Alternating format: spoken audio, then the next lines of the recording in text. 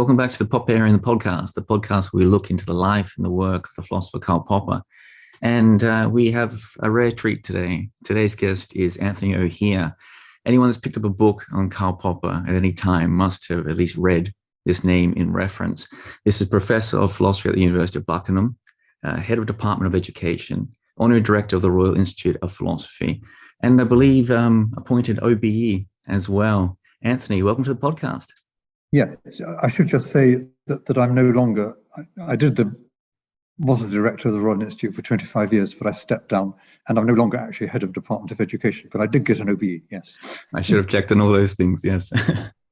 As a very first question, in the emails that we corresponded with when we discussed doing the podcast, you mentioned that the book, which I have before me and we're going to speak about today, and the work of Karl Popper, is now just over 40 years old.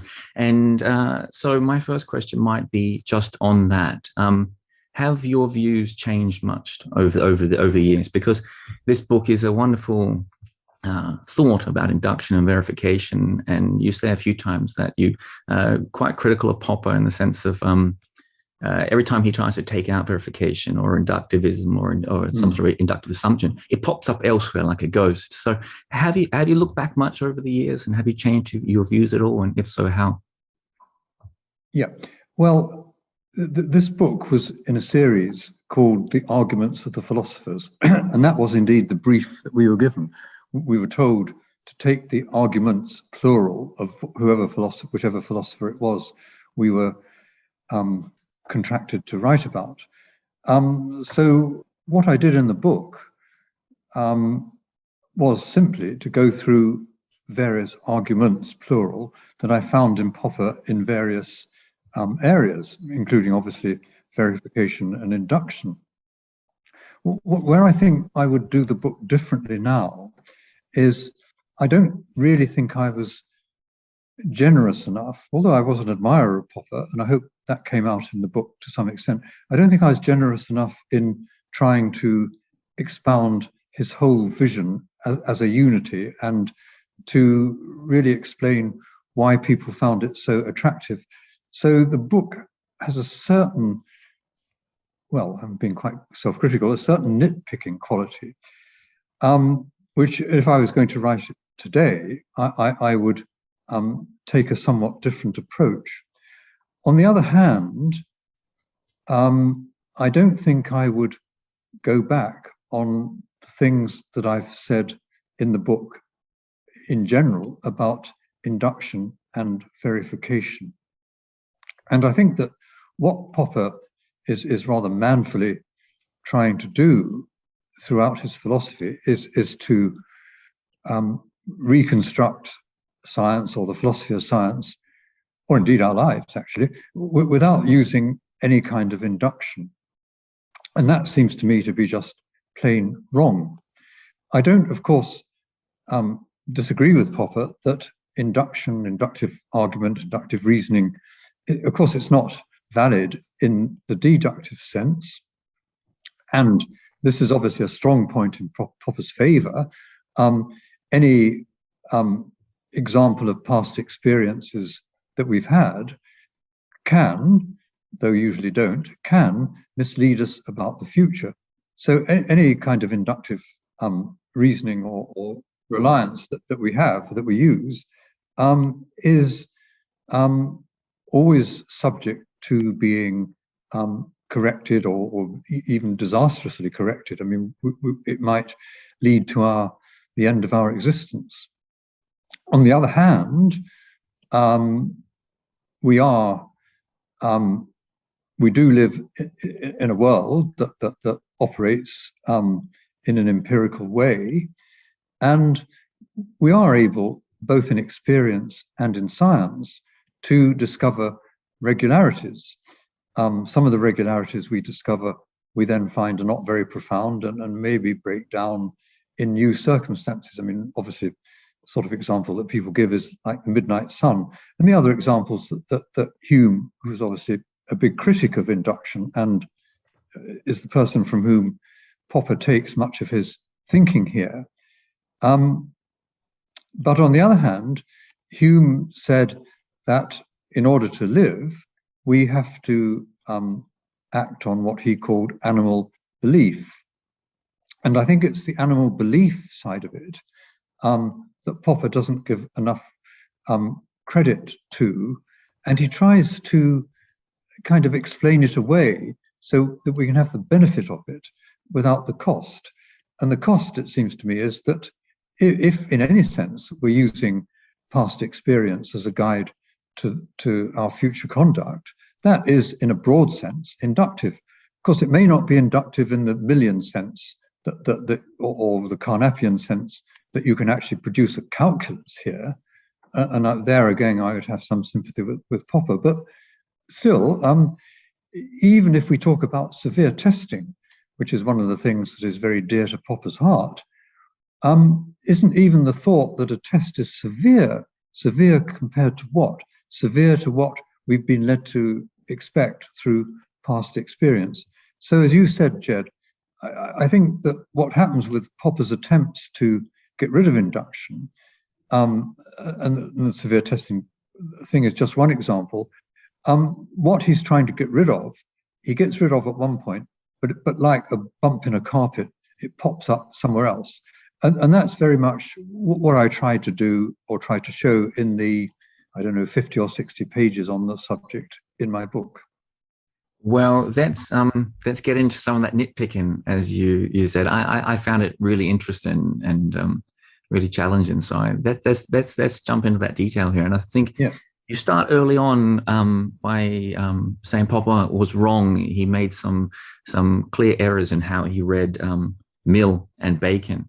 And you go on to say that he just didn't seem to understand that people like Bacon, they did emphasize the importance of negative instances and said that they were in fact more important than affirming instances of an event. He just simply seemed to have misread these two people. And this is the quote that Popper often uses against induction. And he says, astrologers have always claimed that science was based upon a great deal of inductive material, but that claim is perhaps unfounded. But I've never heard anyone of any attempt to discredit astrology by a critical analogy of its alleged inductive material. So let's go to that first place. Some of the people in history that Popper is attacking, and he's saying that they are inductivists. And you say that people like Bacon and Mill were, in fact, they were emphasizing the importance of negative instances. Negative instances. Yes, I mean, I wouldn't, of course, say that they weren't inductivists. I mean, they were very much inductivists. And I think that this is really a question of emphasis in Popper.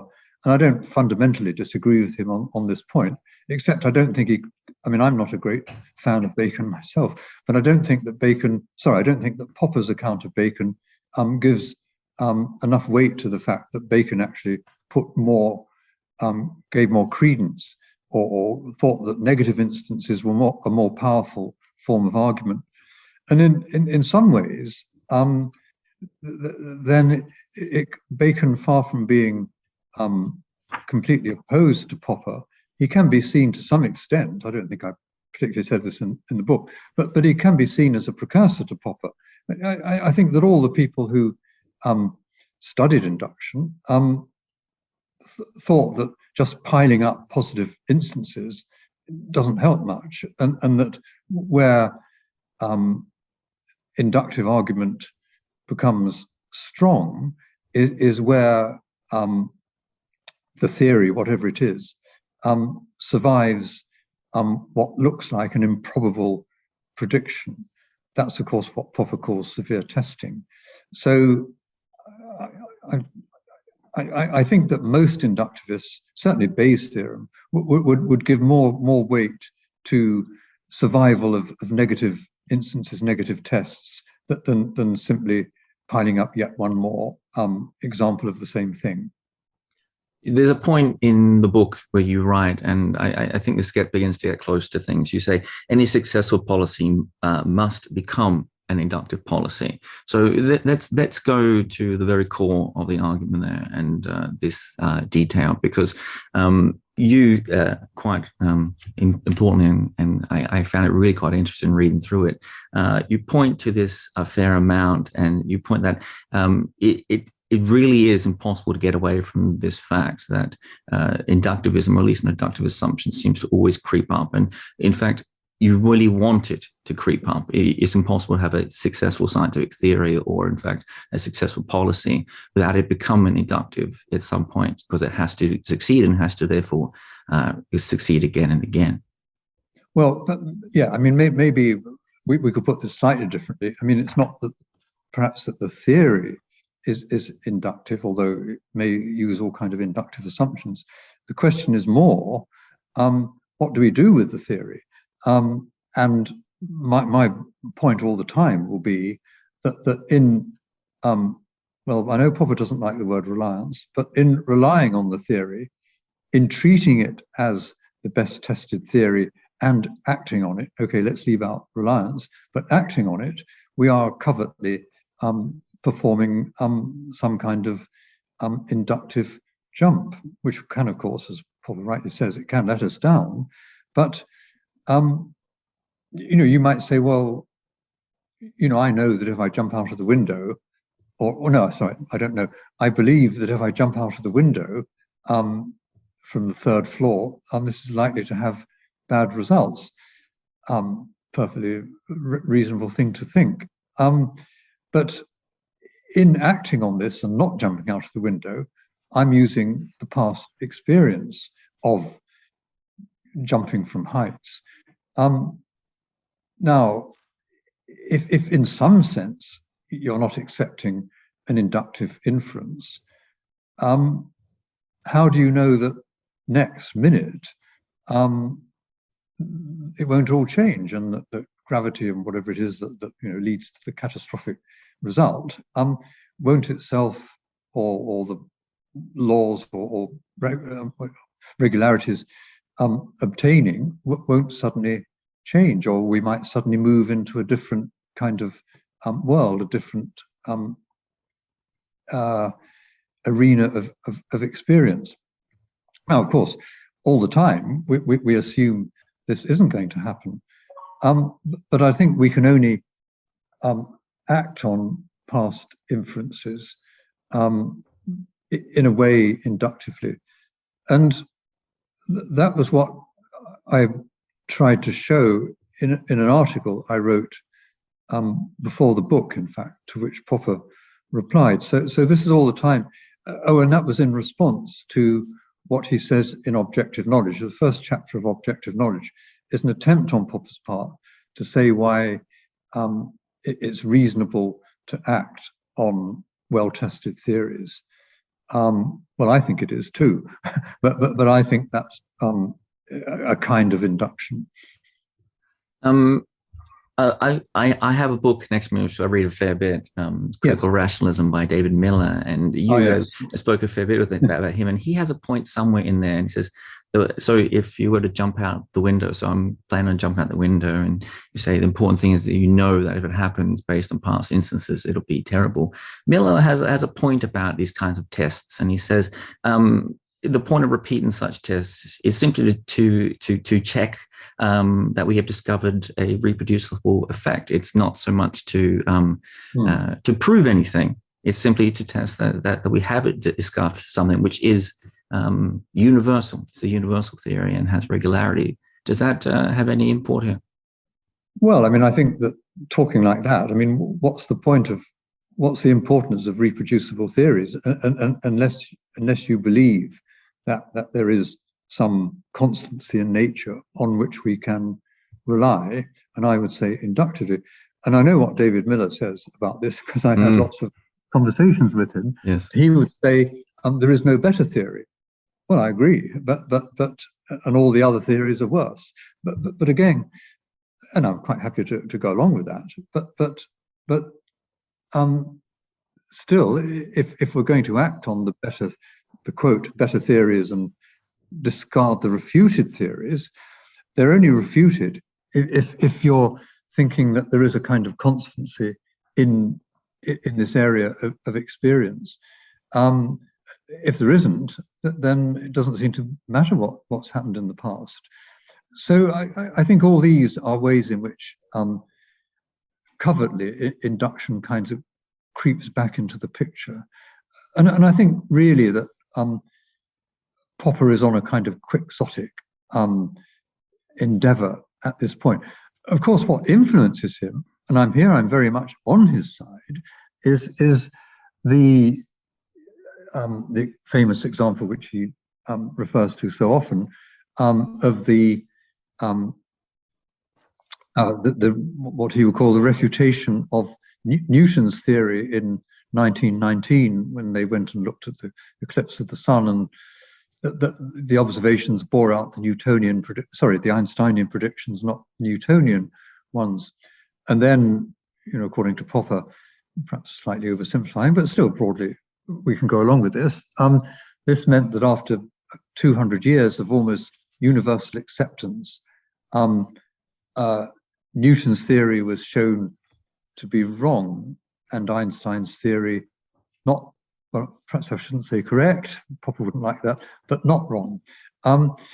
Yes, and when we're dealing with big scientific theories, then I think our experience is that they're all refuted, except the ones that aren't, and the ones that aren't probably will be. So I'm actually believe in what's called the pessimistic meta-induction when we're dealing with large-scale scientific theories. There's a very nice point that Darwin, of all people, makes about this. Darwin says that he thinks that he was very rude about the Tierra del Fuegans, unnecessarily so, I think. But he says this was a tribe in South America that the Beagle landed on when he was on his famous voyage. And Darwin says that in 500 years, won't the theories of Darwin, Lyell, and Newton seem like people in 500 years' time, like we think of the ideas of the Tierra del Fuegans.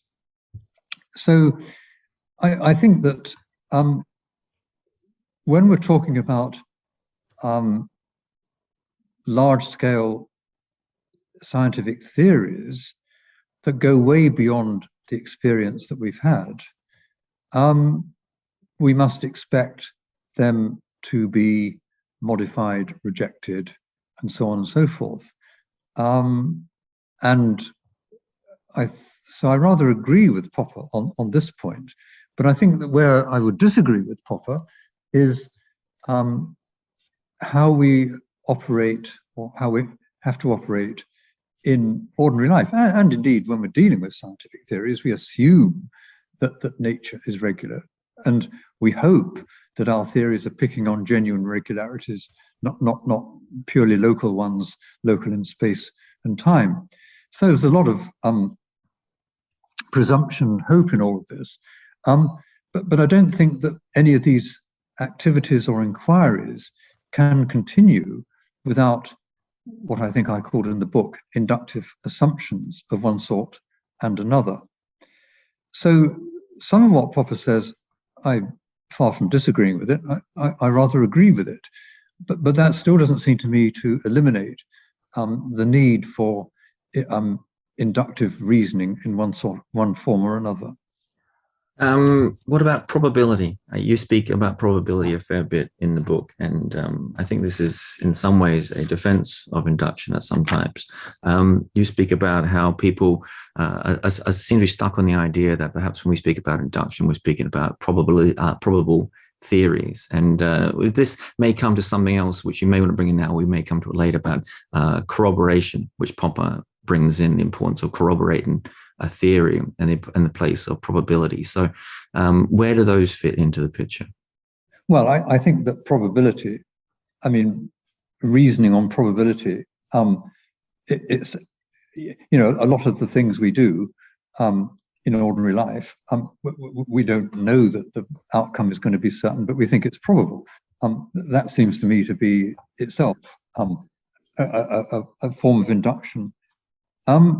As far as corroboration goes, yes, I think it is true to say that Popper held up the publication of the logic of scientific discovery for a long time, because he couldn't think of a word that, when he was talking about what he came to call corroboration, and actually you'll remind me, I can't remember what the German word is in the German edition, but he couldn't find an English word that didn't sound like confirmation. And of course, confirmation is exactly what Carnap and hardline inductivists talk about.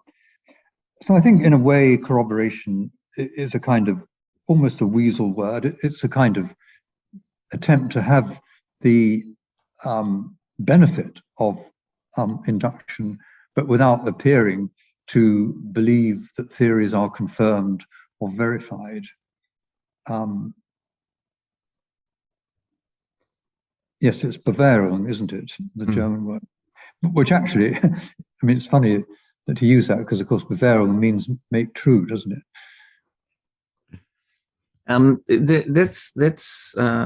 Let's drill in there a little bit about corroboration, because I find this one a little bit hard. I get to pass a little bit about how corroboration doesn't touch on certain inductive assumptions. Yes. So let's get into that here. And at some point you were saying that perhaps there's a way that Popper tries to get out of this. And he says something like, we cannot rely on a theory, however well corroborated it may be, yes.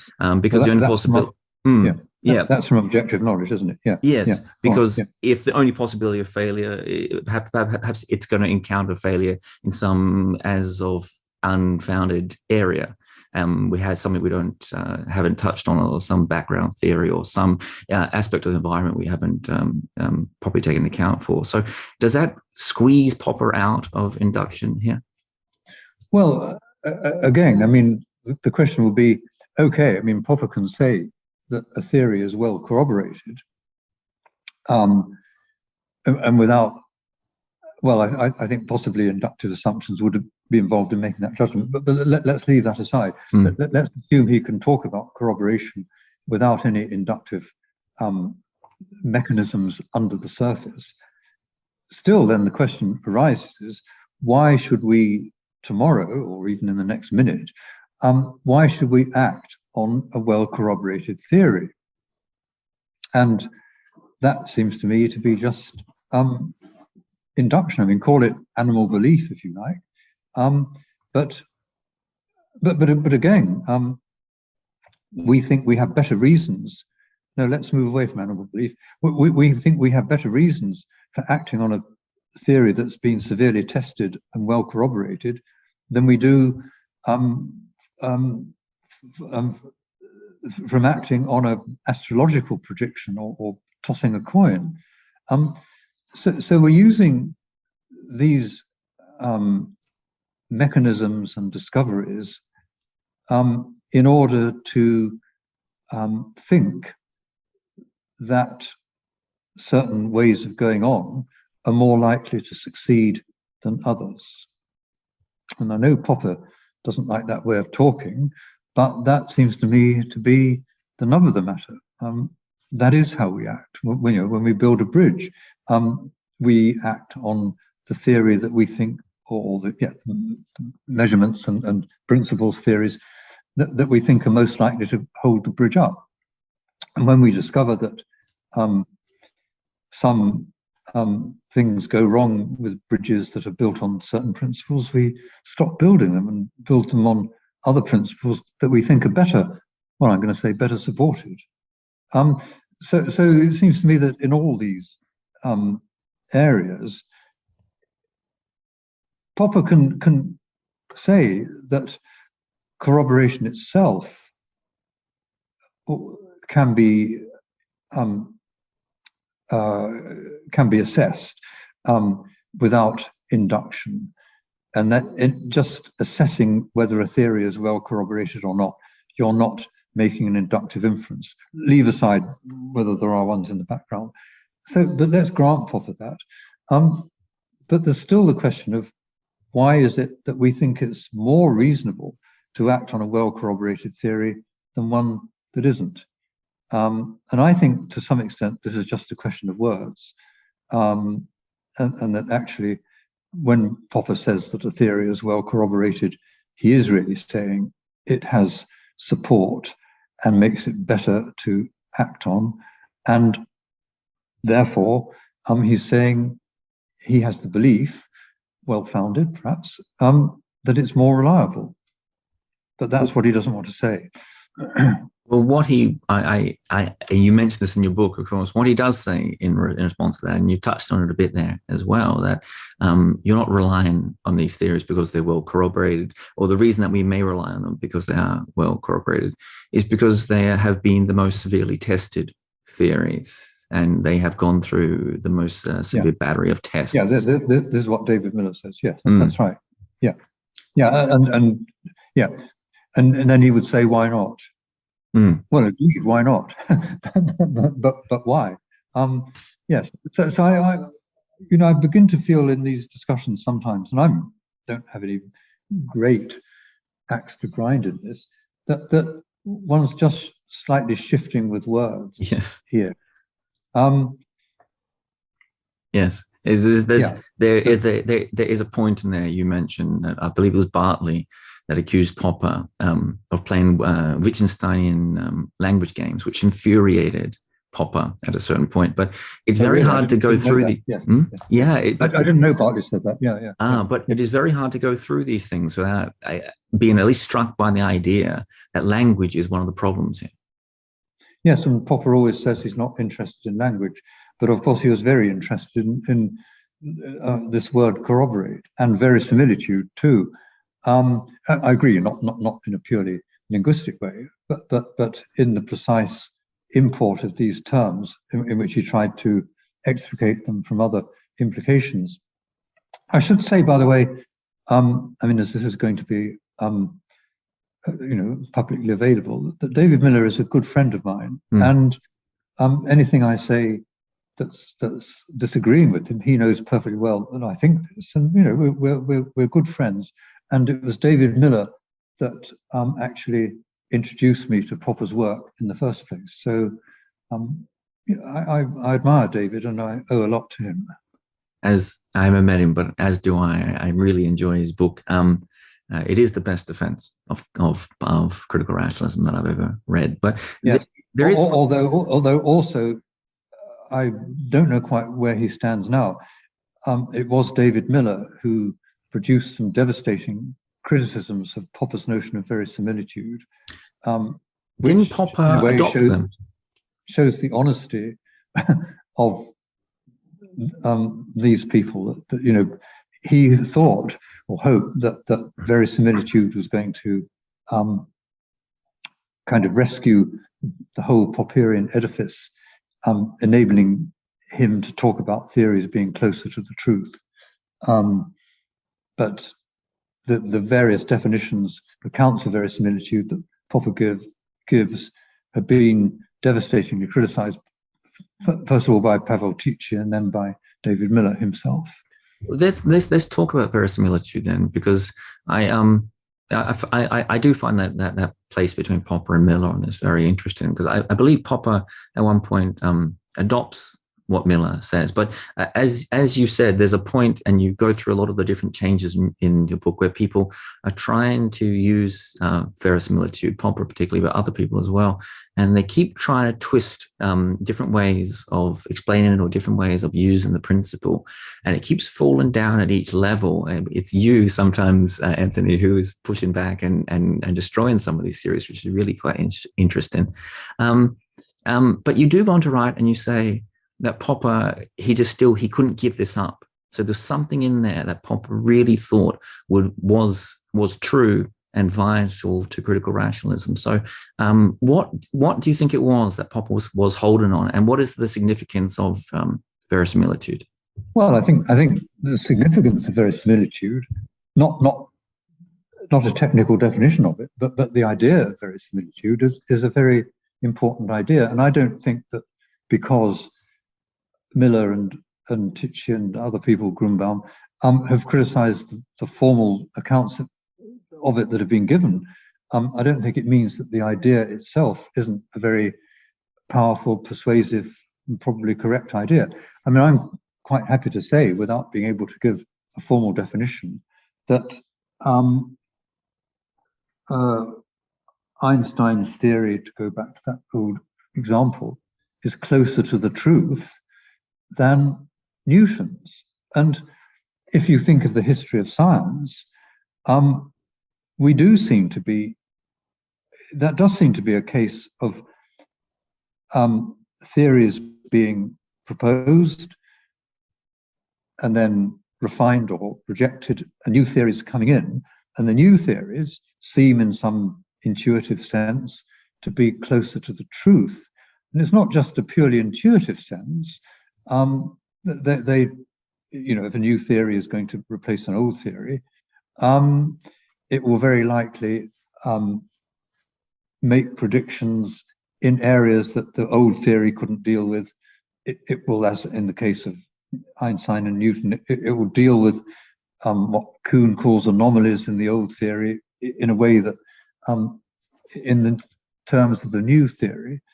And so both in the sense of going into new areas, making predictions in new areas, and in the sense of correcting old mistakes or mistakes in old theories, I think it's perfectly reasonable to talk of theories being closer to the truth. And that is, after all that verisimilitude, the word, that's all that it means, I think. More verisimilitudinous. I mean, it's not a word we use very much, but I think that, similar, it means similar to the truth, more similar to the truth. But of course, there are the problems when people try to explain this notion in quasi-mathematical terms. All kinds of problems, as you've just mentioned, do come up, particularly the idea that any theory has infinite true consequences and infinite false theories. So, you know, that stops you straight away on a very simplistic way of measuring these things. And the other measures seem not to be much more successful. So I think that it's not the notion that's wrong. It's and again, this is a notion that we work with not just in science, but in ordinary life. I mean, I think it's not the notion that's wrong. I think it's the difficulties that arise in trying to explicate this in mathematical, logical terms. Let's wind things back just a touch to corroboration again. And there was a point in your book, and I throughout the interview, I'm going to find your criticisms of Popper the most interesting. And this one, there's different points. You talk about a whiff of induction at certain stages. You talk about a whiff of verification. Well, that's here, Popper, actually. Yes. Popper's great. And here you're finding a whiff of instrumentalism, and that is with that corroboration. So you use this metaphor, which I might actually read out. And you say, by seeing theories as occupying ecological niches, the niches being types of data the theory is primarily concerned with, and the theory surviving as long as there is no radical alterations in the data, that it is successful. You say that there is a implied instrumentalism here, that the theories are only working as long as we are stuck within that particular area. And this is something that Popper, instrumentalism, is something he would really rail against, but you're sniffing out a sense of it there. I think probably when I was talking about instrumentalism there, I meant that he's talking about a theory or judging a theory. I don't know whether what you read was me or Popper, but that was you. Because it worked. Because it works. You know, that in very broad terms is instrumentalism, you know, and I don't think everything about instrumentalism is wrong. So we accept theories even if we don't fully understand all the implications of them because they work. I mean, you might say, I don't say this in the book, that quantum theory is accepted. Well, I know I'm sticking my neck out here, but on instrumentalist grounds, in the sense that here is a theory that's riddled with paradoxes and inconsistencies and difficulties, But we know that using it, we can produce predictions of incredible precision and sophistication. So many scientists, and again, I don't say this in the book, but I've said it in other places, that most or many scientists would say, well, don't worry about the famous Schrodinger's cat and so on and so forth. The two-slit experiment, don't worry about any of this or what it means. Just go along with it, live with it, it works. And that's not a contemptible position at all. I just think that there may be elements in Popper where he's to some extent helping himself to an instrumentalist sort of justification. Of course, he wouldn't like either of those words, but I think that's probably my point there. There is a point on corroboration and the importance of this, and we've mentioned a couple of times the idea that the important thing in corroboration is that our theories pass severe tests. Yes. And you really drill in on this point in the book, and you say this is something that Popper struggles to fully grasp, that, and he doesn't fully tackle this idea that just what is a severe test, and can a severe test ever really exist, and can we know it when we see it? Yeah, well, I think that I think we already touched on this slightly, and I'm not sure I have much more to say on it. But the idea that a test is severe, you're using past knowledge to decide that it's severe. You're saying that this prediction that is made by the theory, and we're about to test, is unlikely. If it's a very likely prediction, it's not a severe test. But then we're using likely, unlikely, and likely, unlikely. I think we're now treading in inductivist waters. So that was my that was my beef against Popper at that point. Yeah, sorry. No, I was just going to add there, just before we push beyond corroboration. There was a really interesting point, and you mentioned at the very start that perhaps if you'd written the book differently, you would have put in some more about why people find Popper so compelling. Yes. And you may have forgotten, but you did put in a very interesting part about why people find Popper so compelling, even if he is perhaps wrong about a few things. Yeah, and you say I wasn't entirely ungenerous. No. And you talk about scientists, and you say when Popper speaks, they see what he's saying. This idea of them always challenging the world and trying to destroy theories as much closer to the truth of what they're doing than an idea of someone collecting data, or in the inductivist sense. So I might give you that space to open up and to give the idea that that's what scientists and of course there's a question there. If scientists see this more as what they're doing, perhaps is there something to be inferred from that, or is this just psychologism? Well, I again, this is something actually I have been thinking about a bit more recently, and we could put this all in the Popper-Kuhn dispute. Now, as you know, Kuhn thought that strong science, real science, was mostly what he called normal science. And that just is what you've just described, that Popper didn't like. People gathering data, drilling down into minutiae, building up more and more banks of evidence, pushing theories a little bit into hitherto unknown areas, but not in any radical way. In normal science, there is no real attempt to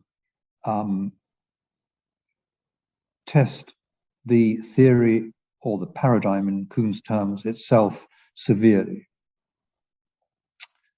And Popper thinks that is dreadful. Indeed, he says that it's a danger to civilization, which might be a bit of an exaggeration, but it shows how strongly he feels about it.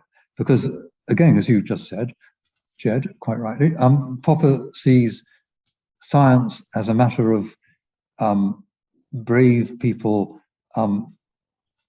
sticking their necks out and having theories that stick their necks out and getting them chopped off. They want their theories to be tested, and that is the that's in a way the glory of science. Perhaps not all scientists would go along with that, the ones that like Popper. I think the reason they like Popper more is because Popper does give a sense of the romantic adventure of science.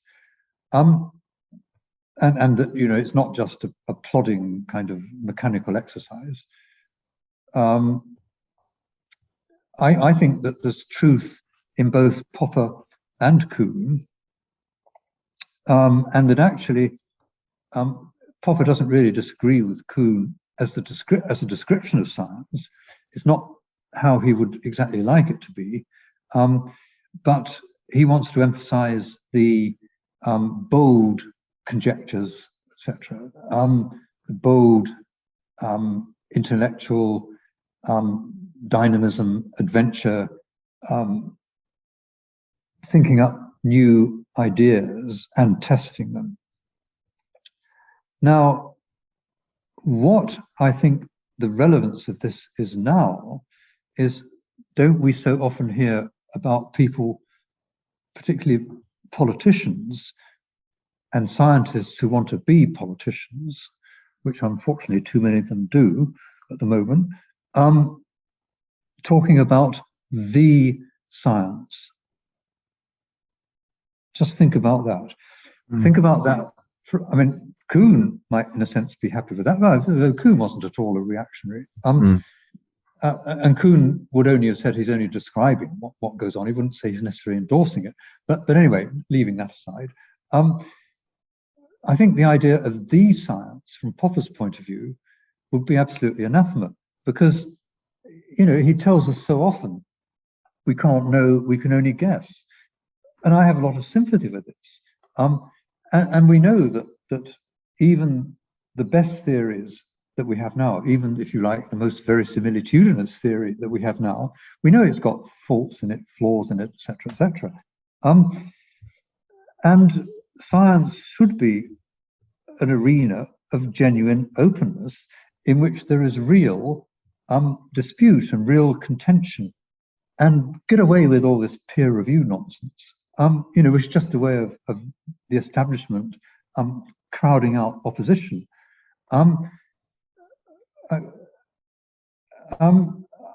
So what I'm suggesting is that there is something attractive in Popper's view that science is a continually churning area full of dissent. Now, maybe it can't always be like that all the time, but that's an aspect of science which I think is not actually appreciated enough nowadays. And we can see it, as I say, when scientists and politicians talk about the science, and they say things like 95% of papers say this, therefore we all have to bow down and accept it. Well, I know why 95% of papers say it. It's because they've all been peer reviewed. the ones that didn't wouldn't have got through the system. And go on about institutional behavior, who's promoted, who's appointed, and so on. And I'm not saying that these things are wrong. Maybe all institutions have to have this type of shape, but Popper is saying, don't be overwhelmed by these institutional aspects and see science continually as an adventure where we're always working in the unknown and stepping into the unknown. I hope you're enjoying the podcast so far, and I apologize for this brief interruption, but I will take this moment to briefly send out a plug for the podcast itself.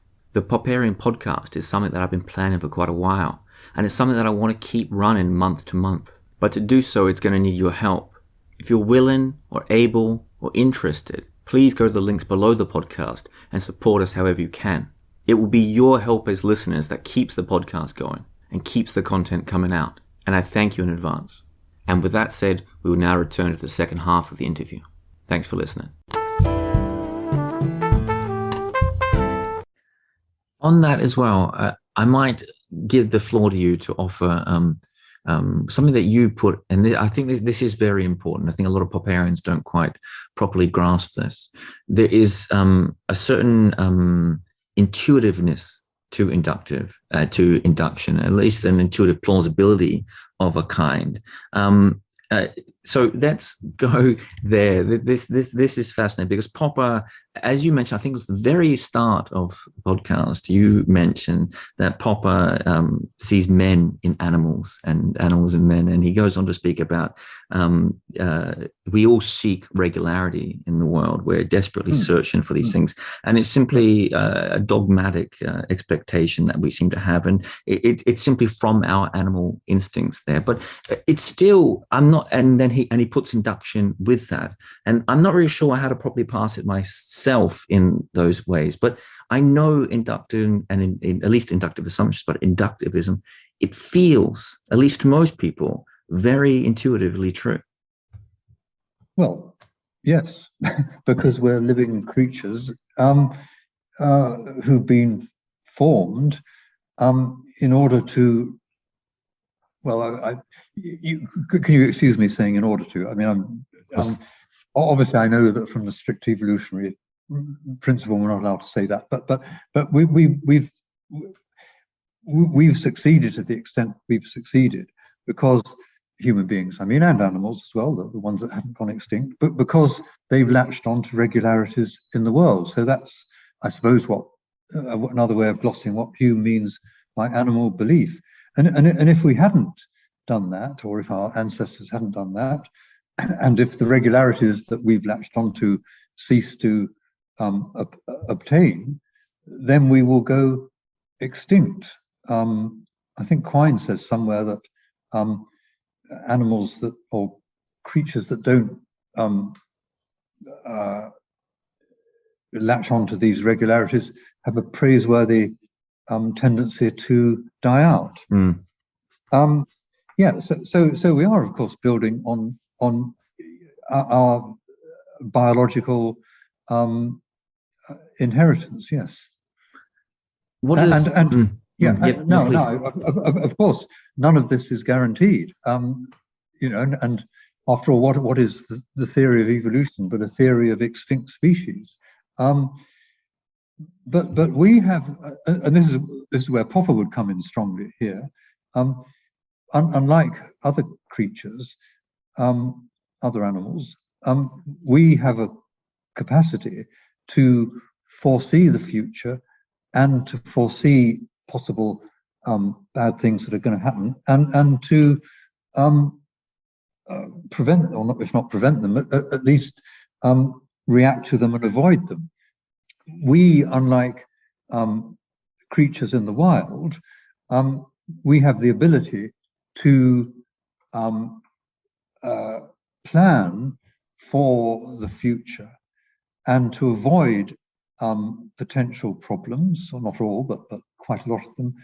We also, and this is very important for Popper, we can also write down our theories, and so it's not just a question of memory, although memory comes into it, but we can then sort of treat the theory as something apart from our psychology, as well as being able to foresee the future and react to it in a self-conscious way.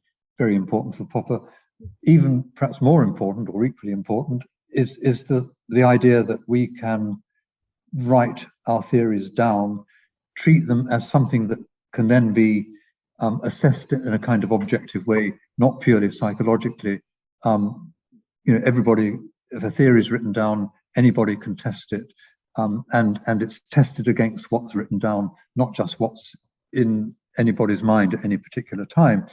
So these are ways for Popper that take us beyond animals and are very, very important, not just for our survival, but also for our lives and the way we can understand things and gain knowledge, wisdom, and so on.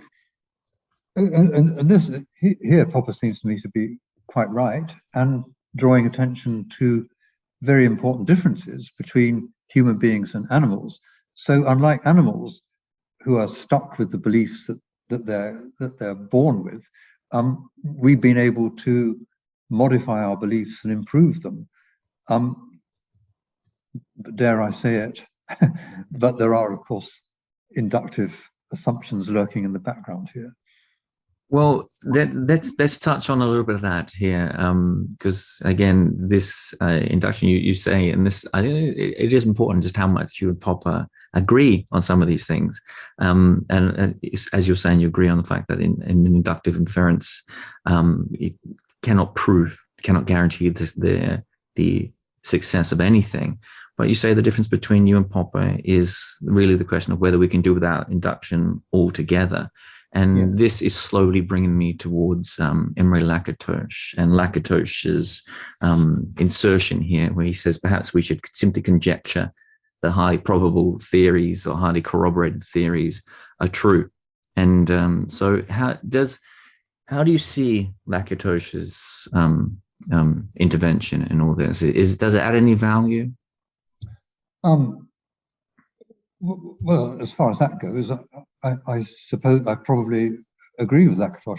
No, I think Lakatos is just, I think he's just refining what Popper says. And the trouble with, David Miller's going to hate me here, but the trouble with Popper on this point is he just won't let go of this point, even when he's, in my view, and maybe Lakatos's view, he's covertly deploying inductive strategies. He doesn't want to use the word, but actually, what's the difference in practice? I think that's probably Lakatos's point. Let's talk about observation and theory, and of course, Popper is deep into this idea. Yes, indeed. And this is where the big falling out between Popper and Watkins occurred. But go on, yeah. We know it. Therefore, let's get into this about that, because again, with this idea, so Popper talks about how all observations are theory laden in a way. You have to know what to pick out, of course. And you go into and say again, and you can bring in Watkins, please do, about how again Popper tries his best, but this whiff of inductivism comes back even here. Or at least verificationism as well, I believe. Yes, I mean, the verificationism bit is on the empirical basis, because I think John Watkins' point was that if we can't rely on the empirical basis, then why do we accept the observations and the tests, which are a matter of empirical observation? So if we're using them to judge our theories, don't they have to have at least a degree of plausibility, a degree, if you like, of verifiability? I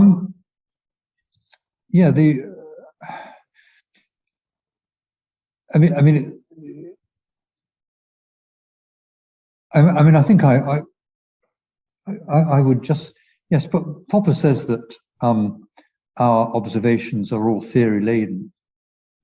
I mean, in a sense, I think one can agree with that. I wouldn't necessarily want to disagree with all of it, that all our observations are channeled by our idea, our concepts, our activities, our intentions. As Popper quite rightly says, if you tell somebody just to observe everything in the room, they wouldn't even know where to begin. But if you tell them to observe the number of lampstands there are in the room, then they can get going. So the way we look at things is, what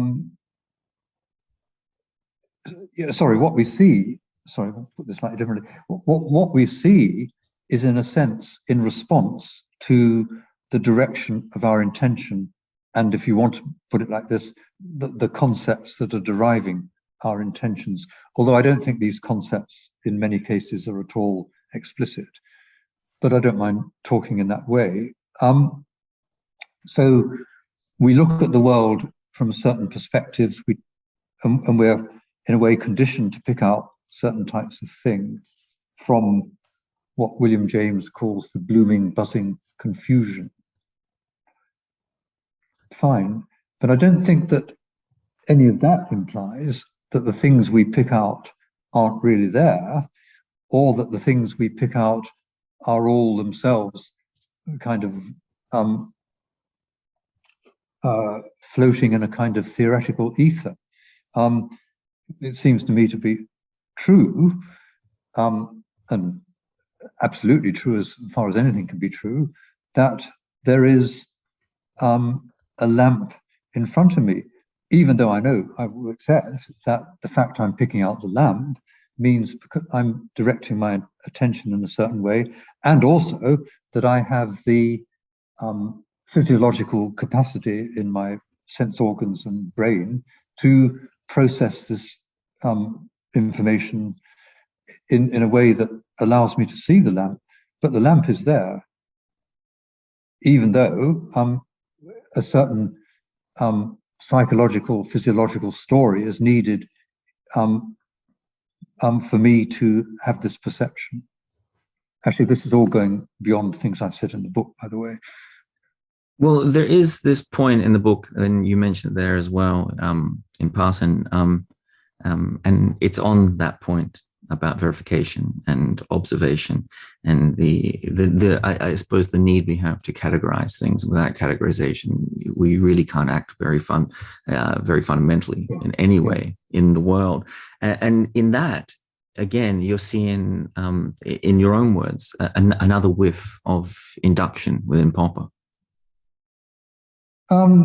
Yeah, maybe I'm pushing it a bit there, but yes, I mean, I suppose again, you would say the fact we use certain concepts, perspectives, we direct our attention in certain ways. If I'm not saying that everything we see is correct. I mean, some of the things we see are illusory, but that in latching on to certain categories, certain ways of looking at things, we are probably intuitively or even instinctively latching on to ones that have worked in the past. So the picture of the world we begin to work with, we inherit in our biology and our language, which gives us the observations that we make in everyday life. This is something that has survived or been produced in the test of time and through experience. So I would be happy to say that there is some kind of inductive operation in a broad sense at work here. I think this gets us a little close to Watkins, though. You probably correct me if I'm wrong there. And this is you summing up at a certain point, and this is I think this is interesting. Is that point about evidence for observation, and this seems quite important here. And so I might get you to take us there. But this is what you say, that you have parted ways with Popper, really, when you understand, when you talk about the idea that that all observations are theoretical. And you go on to say that the first problem is that it suggests that there is always some way and that evidence that there is always some evidence for an observation, something out there to be found. And this is, I think this is where Watkins gets into it, though. Correct me if I'm wrong, but this is something that Popper perhaps fails to see. Well, I think the actual disagreement, again, I mean, I knew John Watkins quite well, but I think I think the point was that Watkins wanted to say the empirical basis was true or could be certain, could be seen as certain, or at least some of it. And Popper didn't want, that was too verificationist for Popper. But I would be more, I mean, I don't think that I have evidence for the fact that there is a chair that I'm sitting on a chair. I think I'm just sitting on the chair, and anything that I produced as evidence for that would be less certain than the fact that I'm sitting on the chair.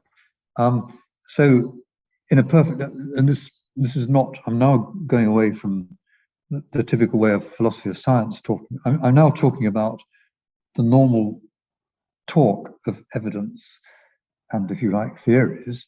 So I don't think it's a theory that I'm sitting on a chair, and I don't think I have evidence. I think because any evidence that could be produced would be no more certain and very likely less certain than that basic fact. So I think that there are certain basic facts in the way we get around in the world, which structure our other things that we want to say.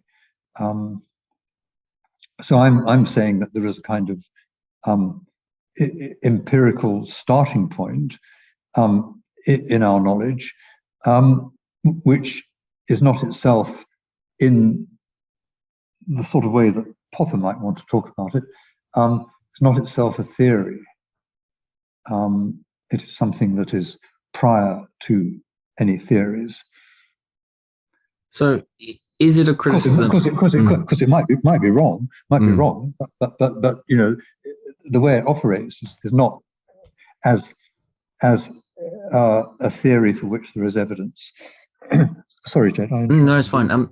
So is it a criticism of Popper, and a useful, valid criticism of Popper, to say that even if he's right, very little practical import hinges on what he's saying there, that it doesn't really affect how we act in the real world?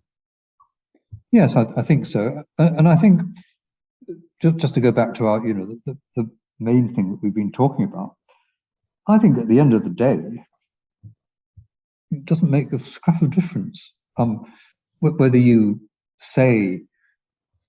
describe our scientific and other activities in Popperian terms without using any word like induction, or whether you talk about it in the way that I would talk about it. It seems to me that we will do the same things, and our processes of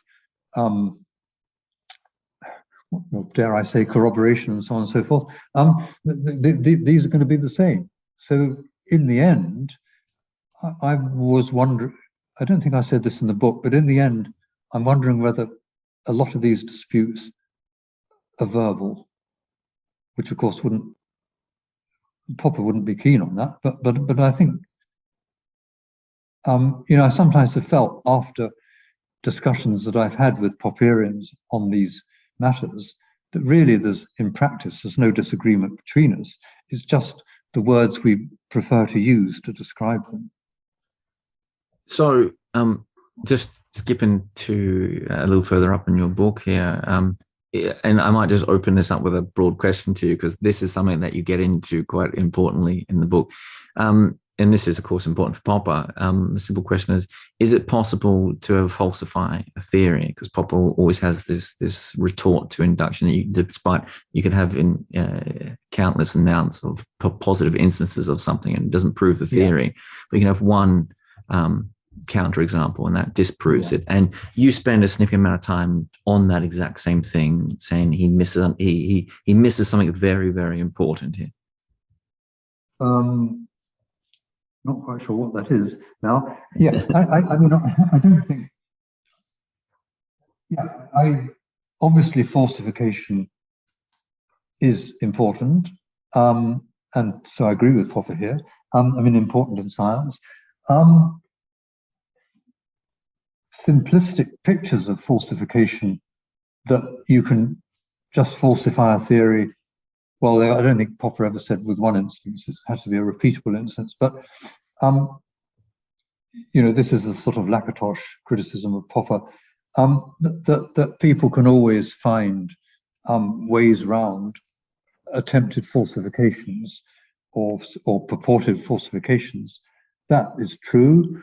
But I think theories would attempts to prop up theories would run out of steam. So I don't think that falsification is a cut and dried matter.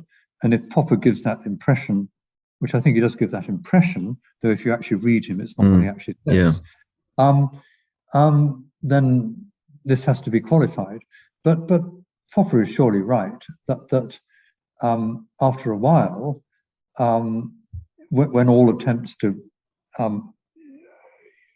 save a theory have failed and there's a better competitor available and so on, then to all intents and purposes, a theory can be regarded as falsified. I think that's what I would say now, and I think it's probably what I said in the book, actually. There is a lingering challenge there, a lingering problem that if you're always in this place where you can always save a theory of some kind. And you mentioned this, Popper does as well. He talks about the Neptune Uranus discussion and that important thing. And Popper's response to this, and you said this is very unsatisfying in many ways, is to simply say that what happened in that moment, I might get to explain that actually. What actually happened in that moment was very non-typical of science in some ways, but I'm not so sure personally whether it is. And this is again. No, I'm not sure it is either. No, go on. No, that was Popper saying that it was Popper was saying that it was very non-typical of science, that particular the way in which a theory of that kind can be saved. And I'm not so sure that it is. And this takes us to Lakatos as well. So, what is there to make of Popper's theory if we can always save any theory in any way that we can?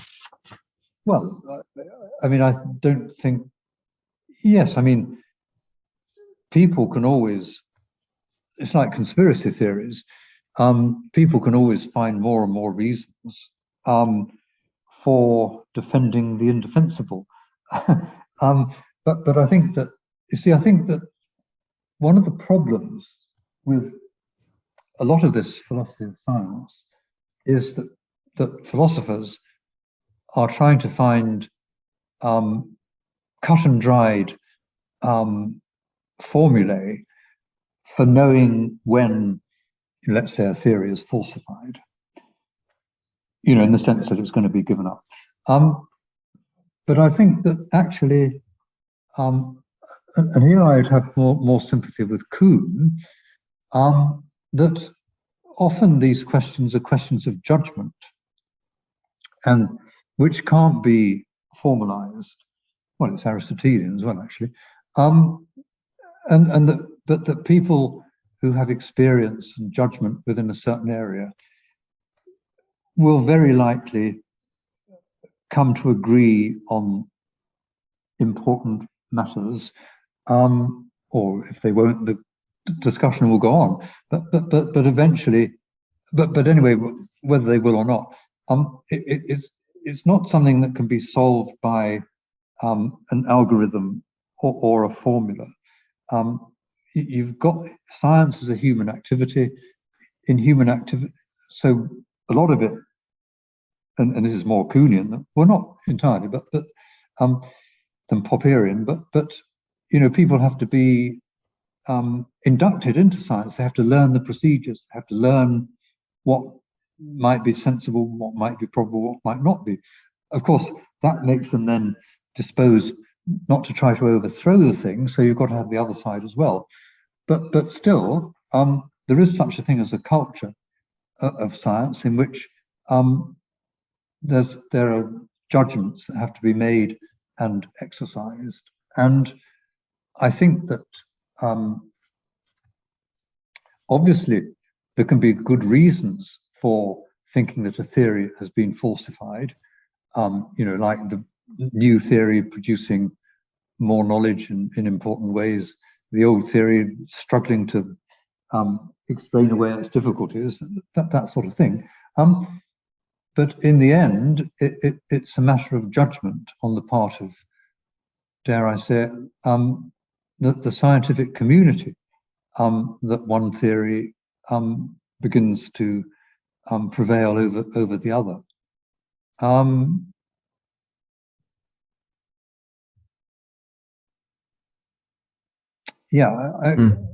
I think that's probably, so I would simply want to issue a caveat against trying to formalize things that are in the end matters of judgment. Of course, they can be matters of good judgment and true judgment, but they're not necessarily formalizable in the sense that you said a few minutes ago that people could go on defending the, well, I was going to say the indefensible, but that of course is speaking pejoratively, but yeah. So what should we do about it? So after all these years looking back, what should we do about the, I wonder how you see the Popper's demarcation criteria, because you go into some detail about Popper himself saying that in the early stages of a theory, it is important to be even dogmatic, and so we actually, you never find out what you actually have. And you write that if we're all being protectively dogmatic in the early stages of our theories, and as you say, it is Popper, it is possible. And you say that Popper later in his life came around to the idea that you can criticize metaphysical questions. So what value is it to have this demarcation criteria? Yes. So I wonder how you see that after these years, and whether there is any value, do you think, of it actually being there? Yeah. Yes. I mean, he talks about the demarcation criterion. Well, and then as you just said, he actually himself admits that in science there are metaphysical, untestable elements. Dogmatism may have a role. Nevertheless, I think that what's important in science is that it's not solely metaphysical or dogmatic. The theories of science are put to the test through observation and experiment. Now, as I think you've implied, Popper in his later work, although actually also in The Open Society and Its Enemies a lot, which I would like to talk about briefly if we got time. Yes. But Popper always thought that criticism wasn't something that simply applied in the scientific arena. So then you might say, well, what's the point of the demarcation criterion? Because if all Popper is saying is that we must be critical and critically rational, then that applies to ethics, let's say, or politics as much as to science. And I think I would simply say here, and here I would up to a point defend Popper, that unlike in these other areas, or unlike in other areas of human activity, systematic observation and experiment are crucial. And a lot of the success of science comes from the fact that people have treated their theories in this way. And if you go back to the article Back to the Pre-Socratics, Popper is trying to argue there, among other things, that these people from 6th and 5th century BC Greece, they had wonderful theories, very fruitful theories, including atomism, but that they weren't able or didn't try to put them in a form that was testable in the way we just mentioned, through observation and experiment, making predictions that were testable. And atomism, let's say, became a scientific theory as opposed to a metaphysical speculation, only when the corpuscular ideas started to be given some empirical content in the 17th and 18th centuries. And of course, then it led to the great success of atomic theory of the elements and so on and so forth. But atomism became scientific when it was presented in a guise that had testability of the sort we've been mentioning. Before we get to the open society, I will come back to that at the end for you.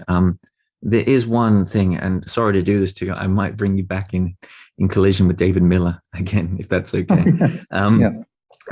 You talk about severe tests, and we talk about this idea of criticizing something and the idea of a severe test.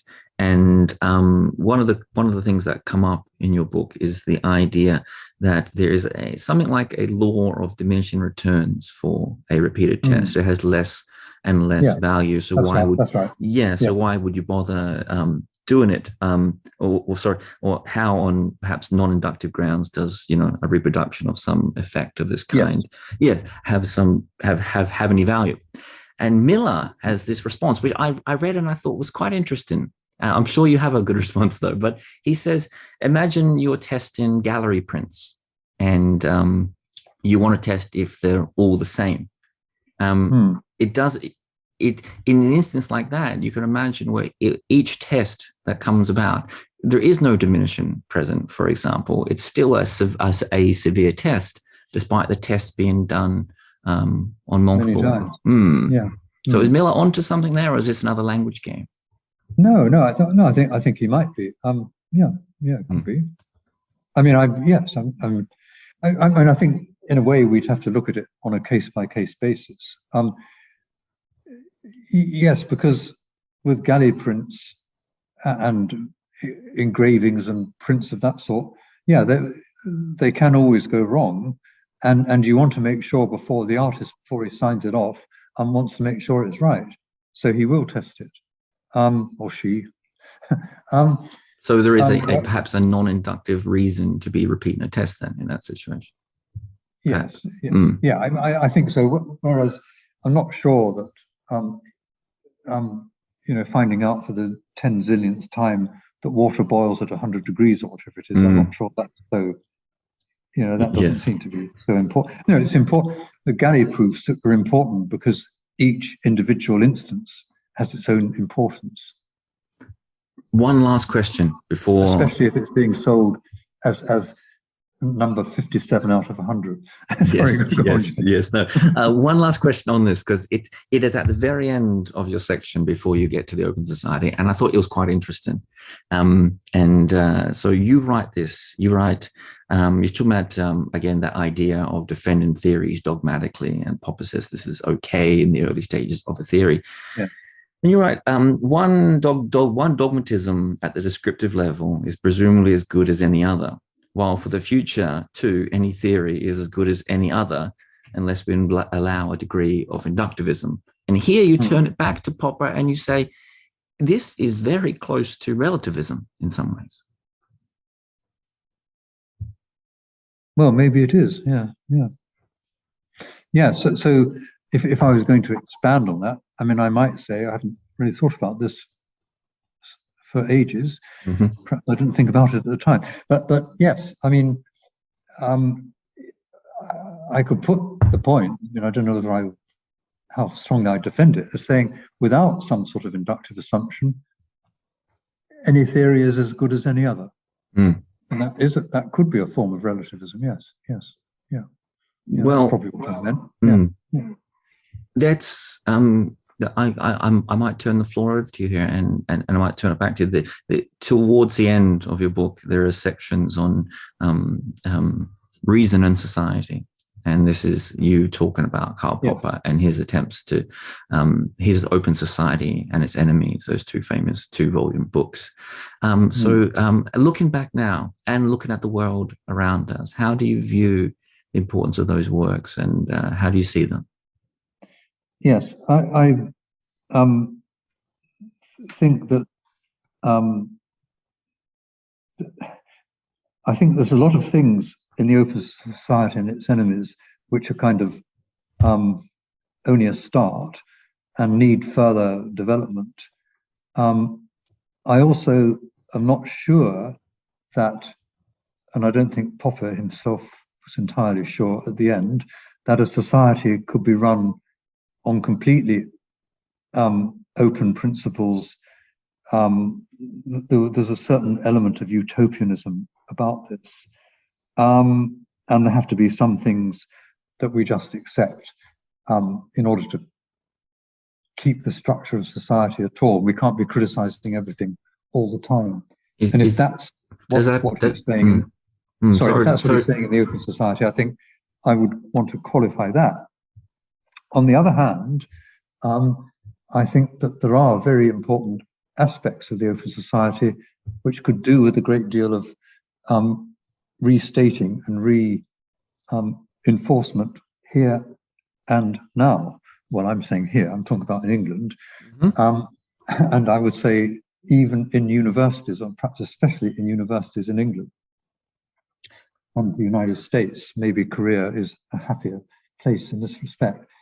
One of the most only slightly, I think. Yes.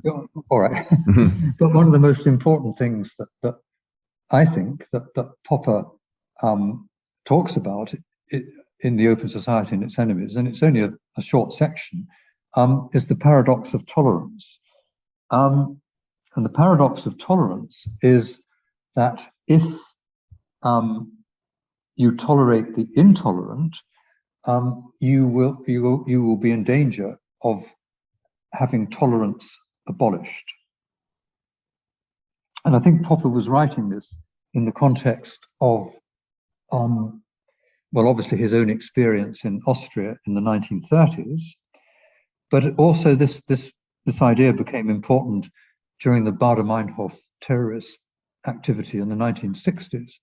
So intolerant people will use the tolerance of a society in order to undermine that tolerance. And they will also say that because when you then start trying to clamp down on them, they will say, aha, you see, you are a repressive society after all. And that's Marcuse, of course. I don't know, do people read Marcuse nowadays? Hopefully not. Anyway, but I think that add to that the importance of not just of tolerance, but of not tolerating intolerance. Of course, how you don't tolerate it, that's another question. You don't necessarily slam all the people up in prison, but at least you have the right and indeed the duty to clamp down on intolerance in certain circumstances. Another important aspect of the open society and its enemies, which is connected to this, is that one of the things that I always found attractive about Popper, and I did talk about this in my book, is that Popper's idea that the provenance of a theory or an idea is unimportant. It's not where it comes from, it's what it says, what it means. And let me give one third idea from the open society and its enemies. Popper says quite a number of times that the most important thing about democracy is not, although he thinks this is important, it's not just that people have a vote, or the people have a vote. It's that in a democratic setup such as the United States, Britain, New Zealand, you have a democratic society in which part of the constitution is that governments can be got rid of regularly and peacefully. And I think part of that, it would also involve the thought that, or the practice, that people can criticize freely whatever measures are in place. So they can also be, as well as the rulers being got rid of, measures can be reformed. And as you know, Popper thought that every policy, however good, would always have unintended consequences and sometimes unwanted consequences. Or to quote another authority, a human activity is always beset with failure even when it wants most to avoid it. Now, putting all this mix into where we are now, I think we're now in a situation where in universities particularly, but not only in universities, in many areas, we have identity politics and we have intolerance of dissent. And I think that if people read The Open Society and Its Enemies carefully, they would see how antithetical these phenomena are to anything we might value in a tolerant, open society. And some people might say, well, I don't think much of tolerance and openness, to which my reply will be, well, you go somewhere where there isn't tolerance and openness and see how you get on. I must ask you, Anthony, because I know you've spent a huge amount of your life focused on education and the importance of education. So do you see what is happening now as different? There's always this old phrase that people throw around. Things have always been this way. People have always been intolerant. People have always attacked the person and not the theory. So is there some change that some significant difference to what has happened today? Yeah, I mean, I think that's true, that people have always been intolerant, and I'm sure I've been intolerant, and sometimes I attack people unfairly, and even dare I say it, in philosophical settings. But the point is, it's not the individual behaviour. It's the general ethos. And again, this is another important point that Popper makes in The Open Society and Its Enemies. He says, and I'm going to actually use his words here, at the risk of sounding unforgivably sexist. He says it's not just the institutions that are important, it's the people who man them. So there's got to be an acceptance of a liberal, open ethos by the people running the society for that to work. You can have the best, most open constitution in the world, and it will still be, in effect, authoritarian, if not totalitarian. And Popper thought that he detected this ethos. Well, he thought he detected it in New Zealand, and then he thought he detected it in my country, in Britain, and in the United States. And actually, he then moved a bit from The Open Society and Its Enemies, saying that you didn't just need an open society, you needed a society with traditions of openness. So he then began to, and freedom and whatnot. So he then began to place, like Hayek, place more stress on the traditions, the culture, the institutions, which may partly explain why it hasn't been an entirely successful matter trying to impose such setups in Afghanistan and Iraq. But leaving that aside, I think that for all the bad behavior there may well have been in the past in universities and in other areas, it was still accepted that there could be dissent and that this was permissible so long as the dissenter wasn't him or herself rude or outrageously didn't behave outrageously, and that the university was an arena in which dissent, far from being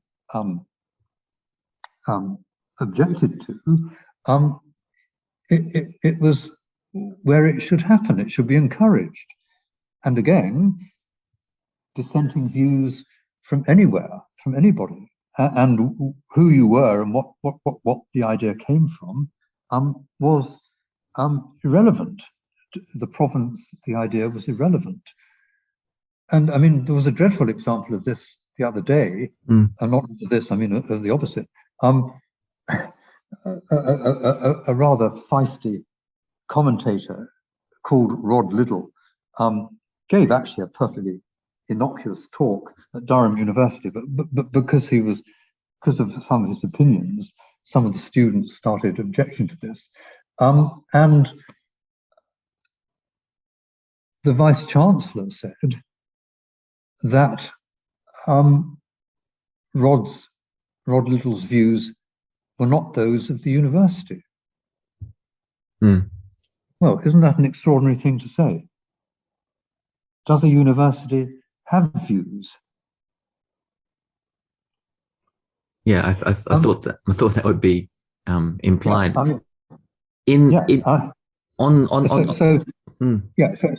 anyway, so I'm saying that I think we have moved some way from the no doubt combative, but the idea that first of all there should be dissent and discussion, and that universities and schools as well, but more universities perhaps should be arenas where this was absolutely the cornerstone, the keystone of the institution. So is it possible that I know you have another meeting, so I must let you go, but so is it perhaps possible that the failure here in some ways, if something is new, it's that the students and people like that have always had a certain courage to put forward their convictions, no matter how intolerant they may be. But is there some sort of failing of civic courage within administrations these days, perhaps? I can imagine reasons for that. I think that's where it is. I mean, you always get students shouting and, well, perhaps not always, but yes. I mean, and rowdiness and but it should be accepted that certainly within the within the teaching side of it, any view should be accepted, and people shouldn't be forced to hide their opinions, which is what happens a lot. That not all students do agree with wokeness, but the ones that don't are afraid to express this. And there are constant attempts, not only by students, often by academics nowadays, to suppress areas of research they don't approve of, and that is dreadful. And I think that we've moved a long way from the situation when Popper himself was in universities and was writing, but that people would do well to read The Open Society and Its Enemies.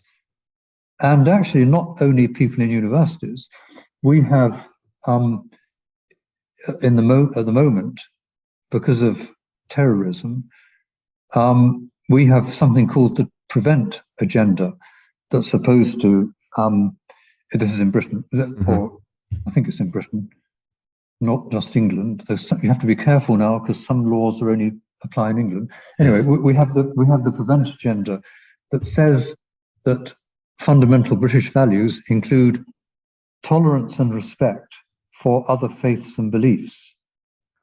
Well, just think of that. Now, I know this is a well-meaning thing, probably cranked out by a minister or a civil servant, but without any thought whatever. What would Popper say of the idea that you should have respect for other faiths and beliefs? All other faiths and beliefs? Which other faiths and beliefs? And of course, tolerance. What about the paradox of tolerance? As well as the people I would strongly disagree with, I think that the people who maybe are trying to preserve freedoms also need to think a lot more carefully about what they're saying and doing. And they would do well to read parts of The Open Society and Its Enemies in this respect. So if Popper were alive today, he'd be frantically working on a third volume of the book for... I think he would be horrified, actually. No, I'm sure he would be. Yes. Yeah. I mean, Popper was a great man as well. Well, again, I've kept you longer than I promised I would. So I apologize for that, but it was just so interesting, and I'm painfully aware of how little we got to and how much we had to jump around between things. So below the podcast, I will link places where people can go and read not just the book that I used for this podcast, but all your work and articles as well. Anthony O'Hare, it really is such a rare pleasure to speak to you. Thank you so much for your time. Well, a very enjoyable discussion. Thanks, Jed.